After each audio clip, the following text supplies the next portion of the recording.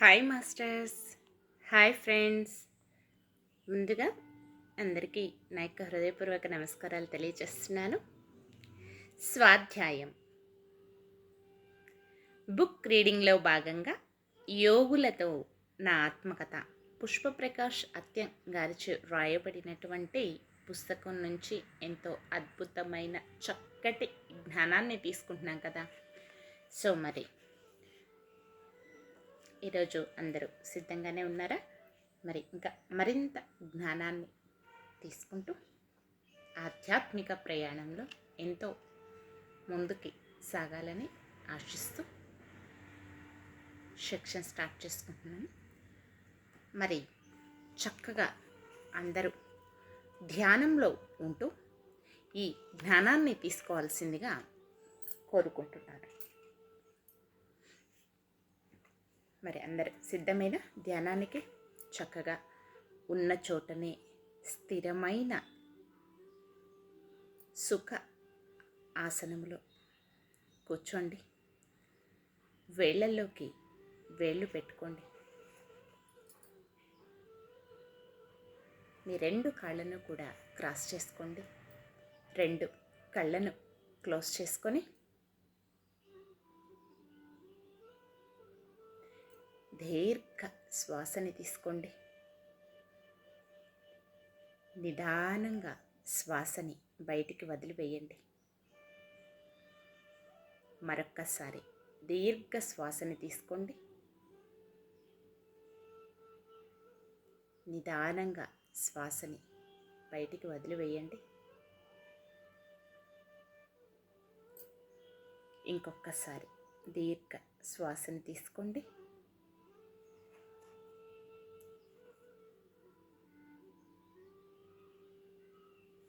నిదానంగా శ్వాసని బయటికి వదిలివేయండి.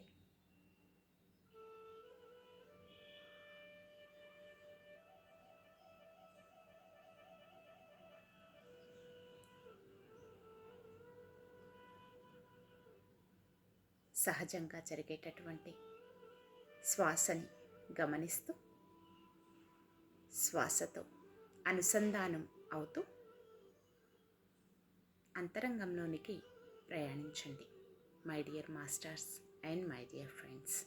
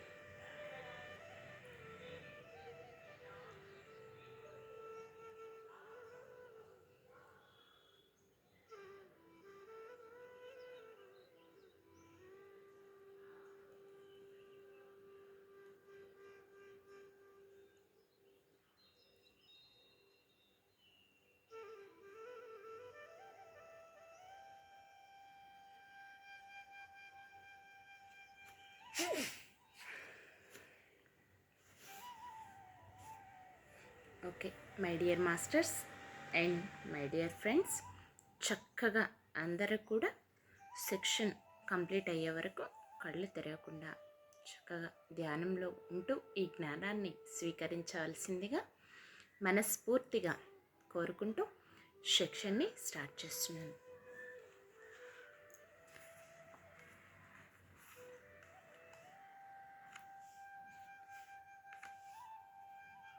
పరీక్ష వల్ల ఆలోచన విధానంలో మార్పు రావాలి.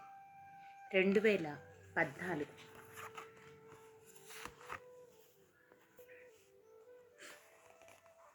నాకు తలకు దెబ్బ తగిలి 3 నెలలు అయింది. నేను మెల్లగా పుస్తకం రాస్తూ ఉన్నాను. నాకు ఇది ఒక అవకాశం అనుకుంటా. నేను ఎవరి కోసమూ రాలేదు, ఆత్మ పనిపైన వచ్చాను అని. సరే అయితే చూడు అని మా వారికి అనుకోకుండా థైరాయిడ్ ప్రాబ్లం వచ్చి ఎరుకలేని స్థితిలో ఉండిపోయారు. హాస్పిటల్కు వెళ్ళాము.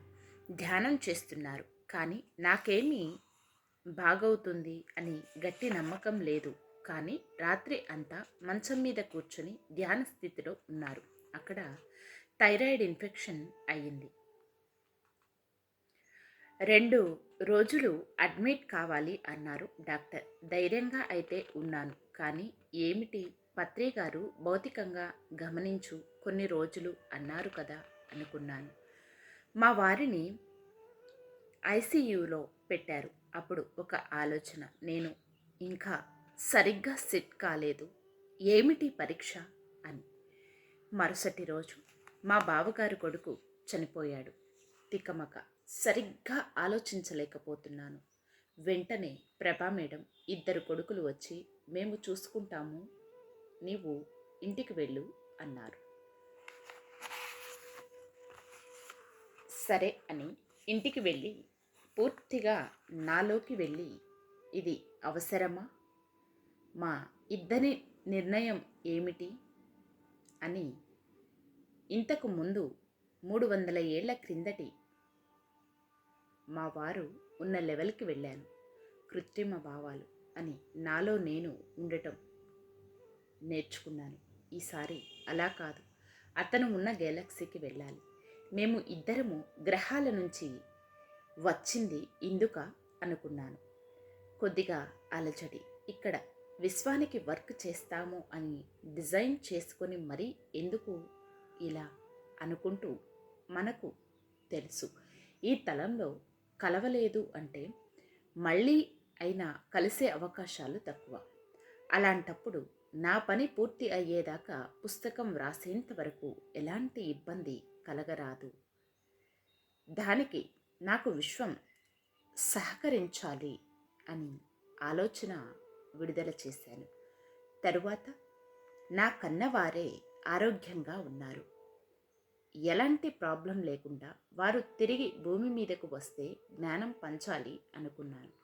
అప్పటినుంచి ఆ ఆత్మపరంగా ఉన్నటువంటి నా భర్త మనస్సును అర్థం చేసుకుని ధ్యానం బాగా చేస్తూ నాకు ఇంకా ప్రోత్సాహం ఇస్తున్నారు.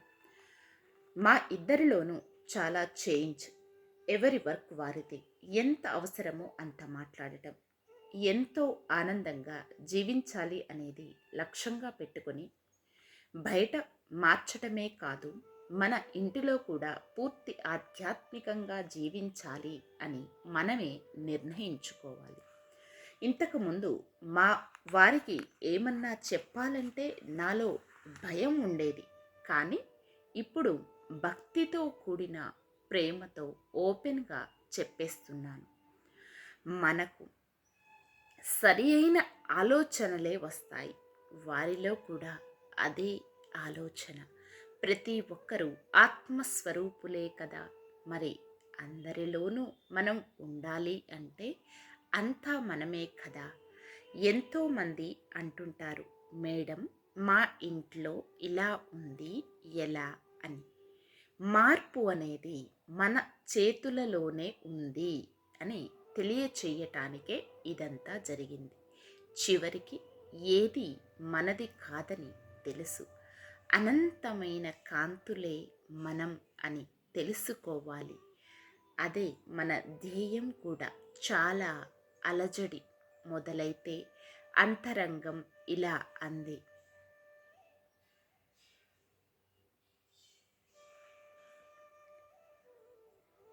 ఆఫ్టర్ ఆల్ నేనెట్లా అంటూ ఆలోచిస్తున్నావు. లక్షల వైపు కాదు, లక్ష్యం వైపు ఆలోచించు అని. నిజమే కదా, ఏది మనది నీడను చూసి భయపడటం కాదు.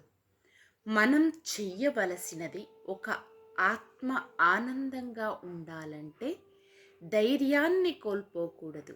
నడిచే నడకలో తప్పటడుగులు సరి అయినవే అని తెలుసుకునే స్థితే ఆత్మస్థితి. ఏమో తెలుసుకోవాలి అనేది మనస్థితి. 2012. జ్ఞానం ఎలా తెలుసుకోవాలి అంటే ఊర్ధ్వలోక వాసులు ఇలా అన్నారు, పాత వాటిని వదిలేసి కొత్త వాటి కలయిక ద్వారా ఎదగటానికై మన చైతన్యం విస్తరింప చేసుకోవాలి. మన నీడను చూసి మనమే భయపడి ముందుకు పోలేని స్థితి నుండి బయటపడాలి అంటే మన మీద ఉన్న ఒక పొరను తొలగించుకోవాలి. మనకున్న 7 శరీరాల ద్వారా కానీ దివ్యనేత్రం ద్వారా కానీ ఎన్నో రకాల విద్యలు నేర్చుకోవాలి. మౌనం ద్వారా జ్ఞాన విస్తారానికి మనను మనమే అనుమతించుకోవాలి. దీనికి నిశ్శబ్దమే కారణమవుతుంది. మనకు తెలిసిన విధానాలు, అలవాట్లు, ఆలోచనలు, ప్రవర్తనలు, ఈగోను వదలటానికి, ఇప్పటి ప్రకంపనాలకు సరి అయ్యే కొత్త వాటిని సృష్టించటానికి, లోతుగా వెళ్ళటానికి నిమిషాలు, గంటలు, రోజులు, వారాలు కూడా పడతాయి. ఆత్మకు ఉన్న జ్ఞానం అనుభవంలోకి వచ్చి ఎదుగుదల రావటానికి ఎంతో అవకాశం ఉంది. ఎప్పుడు కావాలంటే అప్పుడు లోనికి వెళ్ళవచ్చు. ఎదుగుతున్న ఆత్మ తనకు అలవాటు అయిన పద్ధతులు మరి దారి వదిలేసి ఇంకా పైకి వెళ్ళే అవకాశాలు ఉన్నాయి. ఎంతో నేర్చుకోగలం. అయినప్పటికీ మార్గాన్ని చేరాలంటే ఏదైనా క్షోభను అనుభవించటం ద్వారా మామూలు దారిలో క్రింద పడిపోయే అవకాశాలు ఉన్నాయి. లేదా ఎత్తైన పర్వతంలా ఉన్న పైకి వెళ్ళవచ్చు, మధ్యలో అయినా ఆగిపోవచ్చు.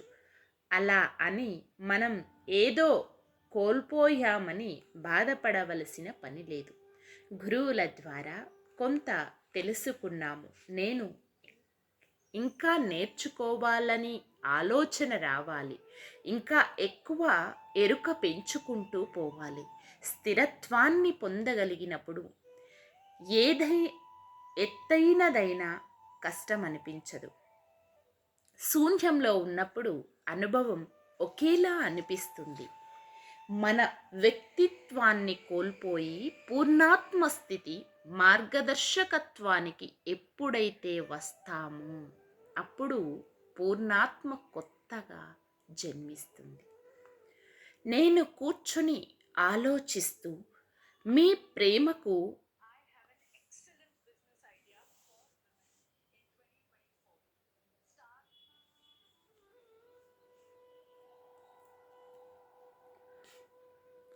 అర్హమైన దానినా అనుకున్నాను. నువ్వు అనంతపురం వెళ్ళాలి అని లోనుంచి మాట ధ్యానానికి కూర్చున్నాను. కొన్ని ఆత్మలకు ఈ జ్ఞానం అవసరం అని లోనుంచి మాటలు వినిపిస్తూ ఉన్నాయి. దానికి ప్రశ్న వేశాను. దానికి సమాధానంగా నా వెన్ను భాగాన శక్తి పైకి వస్తూ ఉంది. ఆ శక్తి నా పెదాల పైన తన కాంతులతో స్పర్శించింది. నాకు చాలా ధైర్యం కలిగి నేను ఎలాగైనా శరీరంతో ఉన్న వారికి జ్ఞానం అందించగలను అంటూ సాగిపోతూ ఉన్నాను. అక్కడికి వెళ్ళాక ధ్యానం గురించి చెప్పాను. అక్కడ ధ్యానాన్ని ద్వేషించే వాళ్ళే అయినా ఎంతో ఇంట్రెస్ట్గా విని ధ్యానం చేశారు. అక్కడ ఇంకా కొన్ని కొట్టుమిట్టాడుతూ ఉన్న ఆత్మలు పైకి పోయాయి. మనకు తెలిసిన దానిని తిరిగి జ్ఞాపకం చేసుకుంటున్నాము. నిధిని మూలాధారంలో పెడుతూ తిరిగి శ్వాస ద్వారా ఆజ్ఞాచక్రం ద్వారా ఆ జ్ఞానాన్ని మన చేతే తెప్పించి పైలోకాల జ్ఞానం గుర్తు చేసుకునే మార్గం చూపించే విధానంతో మన ఆత్మశక్తి ద్వారా ముందుకు సాగిపోవటమే. ఒక మహారుషి ఇలా అన్నారు, ఎప్పుడు నీలో నువ్వే ఉండాలని ఉందా? బంధువులతో కలవాలనిపించటం లేదా? నీ చుట్టూ ఉన్న వారి పట్ల దయ, కరుణ, ప్రేమ పెరుగుతూ ఉన్నాయా? భౌతిక కోరికలకు దూరంగా ఉన్నారా? ఇక్కడ నీకు ఒక ప్రాసెస్ జరుగుతూ ఉంది.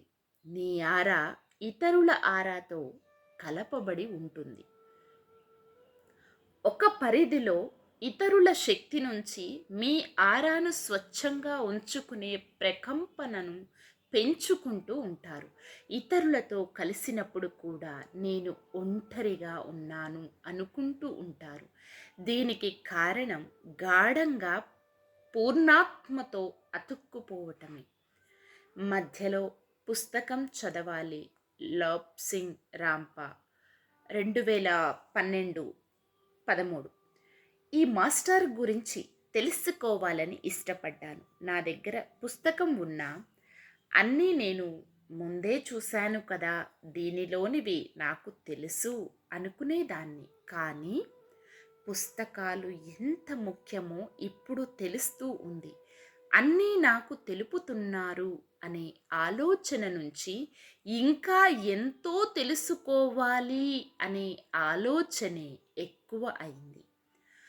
అంతవరకు ధ్యాన ప్రచారాలు చేస్తూ ఎంతో జ్ఞానాన్ని తీసుకుంటూ ఆనందించే నేను ఏ ఒక్క పుస్తకం చదువుతున్నా అందులోని పాత్ర నాదే అయినట్లు ఇంత చక్కగా తెలియచేసే జ్ఞానం అందిస్తున్న వారికి థ్యాంక్స్ చెప్పుకుంటున్నాను.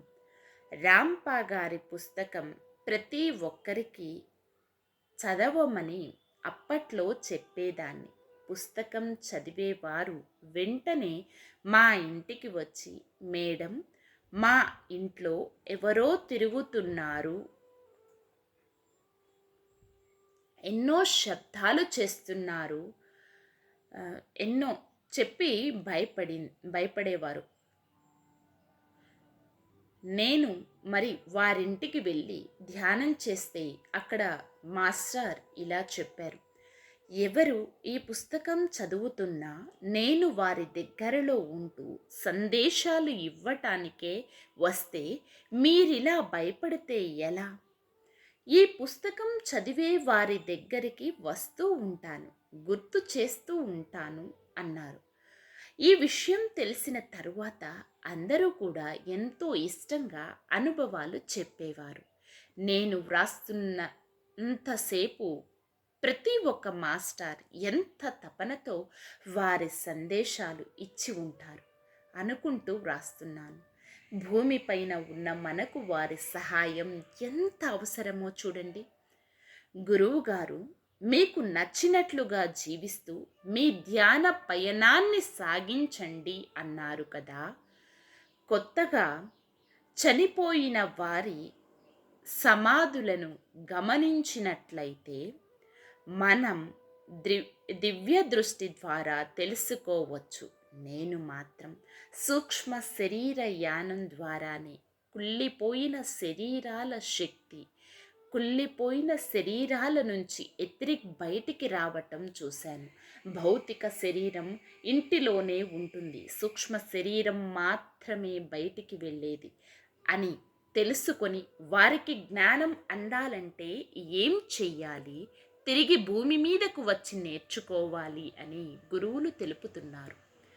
కారణం లేనిదే ఏది జరగదు. 2012 ఒకరోజు పైలోకం నుండి నా దగ్గరకు ఒక కోడిగుడ్డు ఆకారంలో ఉన్న ఒక చిన్న పాము వచ్చింది.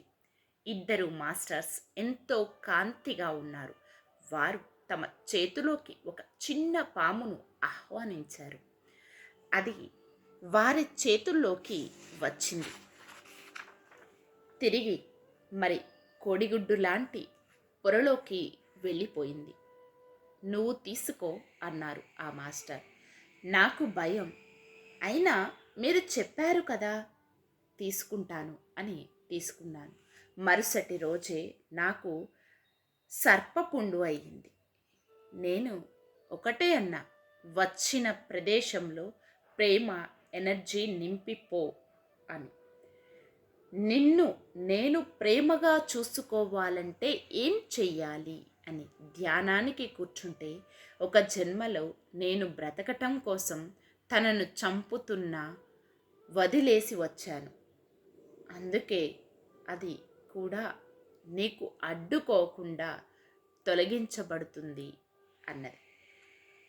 ఒకరు వచ్చి పుట్టను కొట్టడం వల్ల నేను తప్పించుకోగలిగాను, కానీ తన కడుపులో 2 గుడ్లు ఉండటం వల్ల తప్పించుకోలేక చనిపోవటం జరిగింది. నన్ను వదిలి వెళ్ళావే అన్న కోపాన్ని ఈ విధంగా అనుభవించటం జరిగింది. 2 రోజులు విపరీతంగా జ్వరం, కానీ ఏమాత్రం ఫీల్ కాకుండా మౌనంగా ఉండిపోయా. ఈ మౌనం ఇంకొక రకంగా పరీక్ష.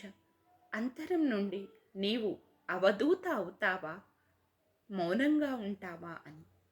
అవధూత అంటే కొద్దిగా సంకోచించి మౌనంగా ఉంటాను అని డిజైన్ తీసుకున్నా. కానీ ఏ మందులు వాడకుండా పుట్టమన్ను గంధం వాడటం జరిగింది. మౌనంగా ఉండిపోయాను. శరీరం మీద పాము ఆనవాళ్ళు ఏమీ లేకుండా ఒకే ఒక మచ్చ మాత్రం ఉండిపోయింది. ఇంకా రాత్రి పగలు నిద్రలో సూక్ష్మంగా వెళ్ళటం, ఎన్నో విద్యలు నేర్చుకోవటం, 41 రోజులు ఒక క్లాస్ ఏర్పాటు చేశాను. ఏ మాత్రం నోరు విప్పటానికి రాలేదు. నేను రాను అంటే వినరు. మౌనంగా వెళ్ళటం, కూర్చోవటం, మీరు వస్తేనే అందరూ వస్తారు అని అంటే మౌనంగా వెళ్ళి కూర్చునేదానిని. చెప్పాలనుకున్న నోరు పెగిలేది కాదు. చూసారా, మాస్టర్స్ తమకు ఇచ్చిన మాటకు ఎలా కట్టుబడేలా చేస్తారు. అందుకే మౌనం అనేది మనకు చాలా ముఖ్యం. మన నుంచి మాటలు ఏవి అనవసరంగా రాకుండా చేసి జ్ఞానం, శక్తి కూడా ఎంతో నింపుకోగలుగుతాము. ఆత్మ ఎన్ని రకాలుగా మెలికలు తిప్పుతుందో ఏమో. కర్ణాటక ధ్యాన చక్రంలో పత్రి గారు నీ పుస్తకం సహజత్వంతో రావాలి అన్నారు. సహజత్వం అంటే ఇదే కాబట్టి తెలియచేస్తున్నాను. అందుకు 2 నెలల ముందు పుస్తకం 25 పేజీలో అయి ఉంటుంది. వ్రాయటానికి 2 చేతులు సహకరించటం లేదు. చేతి మడిమలు నొప్పి. ఎలా చెప్పాలి గురువుగారికి అనుకున్నా. ధ్యానం క్లాసులు ఎలా చెప్పాలి, నాకు ఉన్న ప్రాబ్లమ్స్ అనుకుంటూ ఉండగానే నీ పుస్తకం ఎప్పుడు అన్నారు పత్రి గారు. సహజత్వం అన్నారు. ఎలా? నాకు నా ఆత్మ విద్యలు తప్పితే వేరే ఏమీ తెలియదు కదా. పుస్తకం చదువుదామంటే ఇష్టం ఉండేది కాదు. ఇలా కొద్ది రోజులు మదనపడటం జరిగింది. ఆ తరువాతే అంతరంగంలోకి ఆత్మ ప్రయాణం జరిగి ఈ పుస్తకం వ్రాస్తూ ఉన్నాను. అంతరం నుంచి అంతా నేను నేర్పుతా అనే సమాధానం. పుస్తకాలు చదవాలంటే ఇంకా నిర్లక్ష్యం. కానీ ఆత్మ ఎన్నో విద్యలు నేర్పుతూనే ఉంది. ఒక ఆమె, నా కొడుకుకు పెళ్ళి కాలేదు, అందరికీ అయితే ఇలా ధ్యానం చేయండి అని చెబుతావు, నా కొడుకు గురించి ఏమీ చెప్పవే అని బాధపడింది. నెల రోజుల తరువాత ఒక క్లాస్ జరుగుతూ ఉంది. Full energies. థాట్లెస్ స్టేజ్లో నుంచి ఏమైనా అడుగు అని వినిపించింది. వెంటనే నాకేమీ వద్దు, ఆ అబ్బాయి విషయం తెలుపు అన్నా. ఆ అబ్బాయి శరీరానికి ఒక నెగెటివ్ జంధ్యంలా ఉంది. దాని గాయత్రి మాత ఆకాశం నుండి తానే అయి చూపించి తీసివేయి అన్నది. మీరే చెప్పండి, మీరే చెయ్యండి, నేను చూస్తాను అన్నాను. ఆమె నల్ల పొర తీసివేసి కాంతి పొర కూడా ఆమె వేసేసి చూపించింది. ఆ అబ్బాయికి తిరిగి నెలకి పెళ్ళి అయిపోయింది.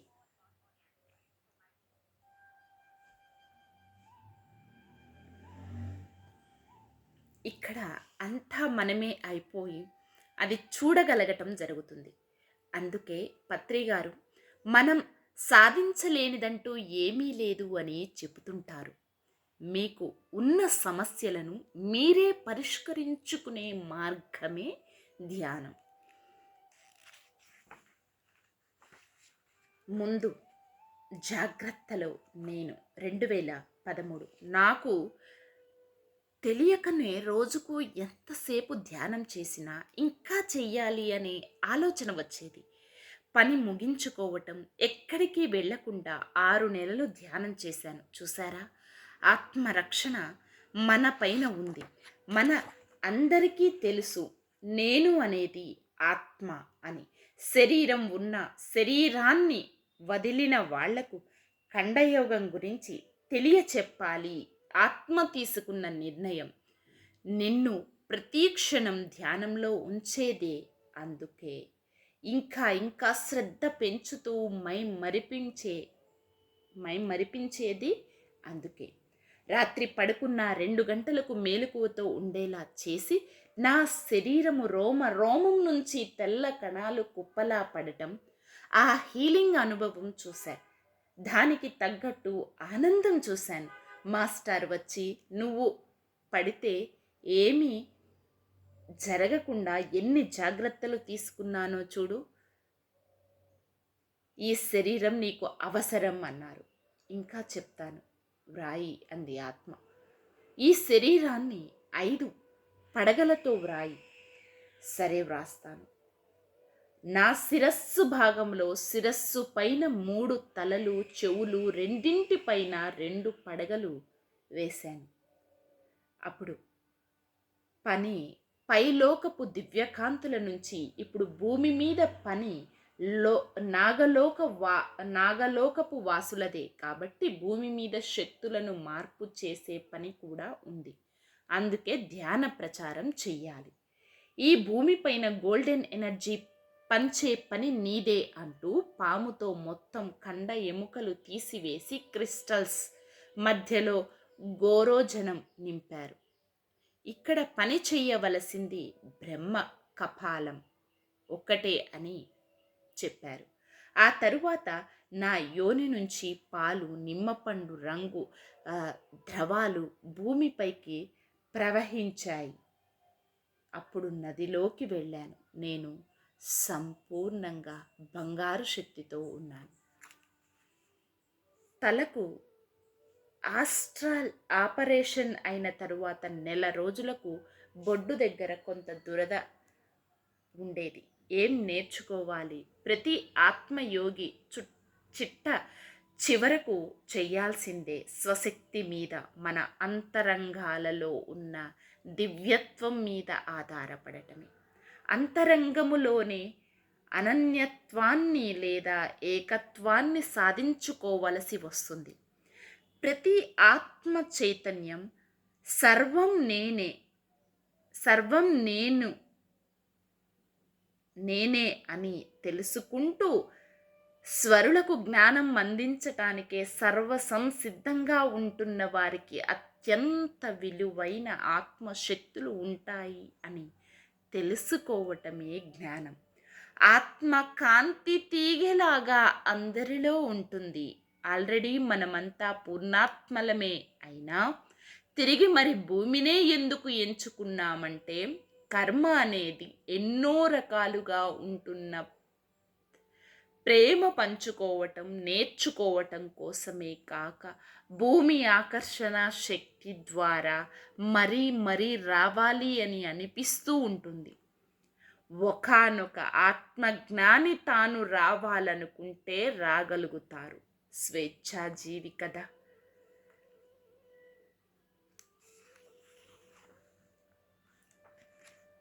ఆధ్యాత్మికత అనేది మన జీవితంలో ఒక భాగం. ఒక గురువు చెప్పేది శిష్యుడిలా వినాలి అనేది మనం ఎంచుకున్న మార్గం. ప్రతి క్షణం ఏ పని చేస్తున్నా దానిపైన శ్రద్ధ ఉంచటం, ప్రతి దానిలోనూ గమనం ఉంటే అది మనకు ఆనందమే ఇస్తుంది. ఎప్పుడైతే మనలను గమనిస్తూ ఉంటామో దాని ద్వారా టెలిపతి కూడా పనిచేస్తుంది. అందుకు అందరితో కలవటం కూడా ముఖ్యమే. జ్ఞాన పరిధి పెరిగే కొద్దీ భూమికున్న ఆకర్షణను ప్రేమతో స్వీకరిస్తూ తెలుసుకోగలిగినప్పుడు ఆ కాంతిలో మన జీవన విధానాన్ని మార్చుకునే శక్తి మనకుంది. మనం ఇంటిలో ఉన్నామే అని కొందరు ఫీల్ అవుతారు, కానీ పూర్ణ ఆత్మజ్ఞానం ద్వారా కాంతిని ఆత్మకు అందించవచ్చు. ఒక అద్భుతమైన కాంతి గ్రిడ్ వర్క్ మన చుట్టూ ఉందని, తానే పని చేయిస్తుందని బలమైన నమ్మకం ఏర్పడుతుంది. కాంతి శరీరం మరి దివ్యాత్మ ఈ శరీరాన్ని తనకు అనుకూలించుకోవటమే కాక ఎరుక పెంచుతూ అంత రహస్యం అనుకున్నవి ఇప్పుడు చైతన్యంలో ఎలా సృష్టించుకోవచ్చో తెలుసుకునే అవకాశం కూడా కలిగిస్తుంది. మనం పాజిటివ్గా మార్పు చేయబడతాం. Okay my dear masters, my dear friends, ఇదండి ఈరోజు సెక్షన్. మరి మరొక సెక్షన్లో ఇంకా మరింత అద్భుతమైనటువంటి జ్ఞానాన్ని తీసుకుందాం. మరి సెక్షన్ క్లోజ్ చేసుకునే ముందు ఆఖరి క్షణం ధ్యానం అండి. ఇప్పటి వరకు మనం విన్న జ్ఞానాన్నంతా మనలో నింపుకోవటం కోసం ఆఖరి క్షణం ఎరుకతో, అవేర్నెస్తో ఉండండి my dear friends and my dear masters.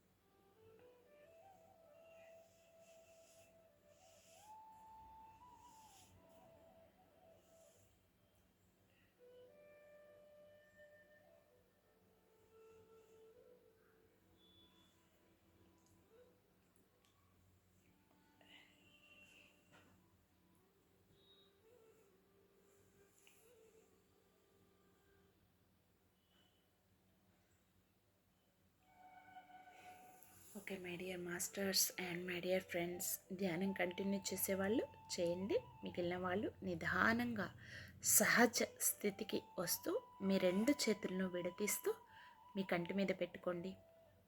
5 4 3 2 1 0. మీ రెండు చేతులను మీ కంటికి ఎదురుగా పెట్టుకొని నిదానంగా కళ్ళని ఓపెన్ చేయండి. Thank you, thank you, thank you. ఇంత అద్భుతమైన శిక్షణ జరగటానికి సహకరించిన అందరికీ అన్నింటికీ నా యొక్క హృదయపూర్వక కృతజ్ఞతలు తెలియజేస్తున్నాను. Thank you everyone, love you everyone, thank you to all, love you to all. Thank you, thank you, thank you. మరొక సెక్షన్లో మళ్ళీ కలుసుకుందాం. సర్వేజన సుఖినో భవంతు.